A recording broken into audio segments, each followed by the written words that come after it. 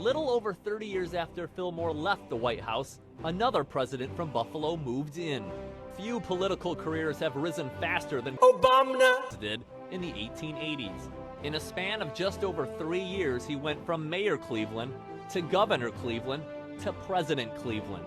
My intense feeling of responsibility impels me to invoke for the manifold interests of a generous and confiding people the most scrupulous care and to pledge my willing support to every legislative effort for the advancement of the greatness and prosperity of our beloved country. President Grover Cleveland. In a world of phonies and scam artists, he was just a straight shooter who had integrity and honesty, and you could trust him. He did what he said he was going to do, and he just sort of naturally rose to the top. He was, the rumor or legend has it, he was in a bar having a beer when they said, "Hey, Grover, run for mayor." I mean, he was the guy. He was not the guy who sought office. He was the guy that other people in your community went to save the city, and he did. The city was very corrupt at that time, and he was the reformer of his day. A reputation Cleveland took to Albany and then Washington.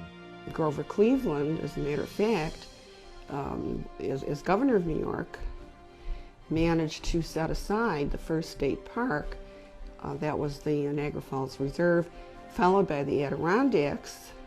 It became the prototype for the national park system. And as president, when he took a look at the alleged land sales out west, he thought that there was some funny business going on.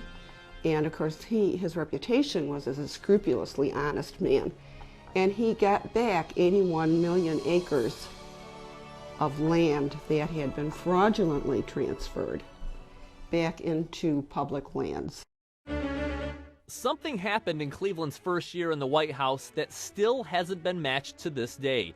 He is the only president to be married in the White House. The Buffalo and Erie County Historical Society still has a piece of the groom's cake. The Blue Room was the site of the ceremony where Cleveland married Frances Folsom, his junior by 27 years. 22 years old, Frances Folsom was a gorgeous first lady, one of the most popular first ladies of the 1800s, probably only second to Dolly Madison. In this day and age, if a president would have a 22-year-old wife, it probably would not go over well. But back then, it wasn't much of an issue. Folsom actually became enormously popular with the American public.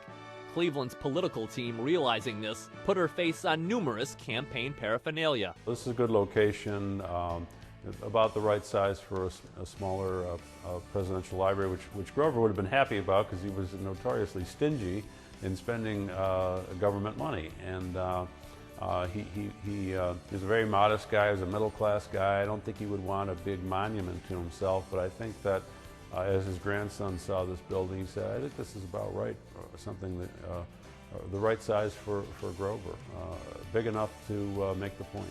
We want to bring Grover back to life because he has a lot to offer America today.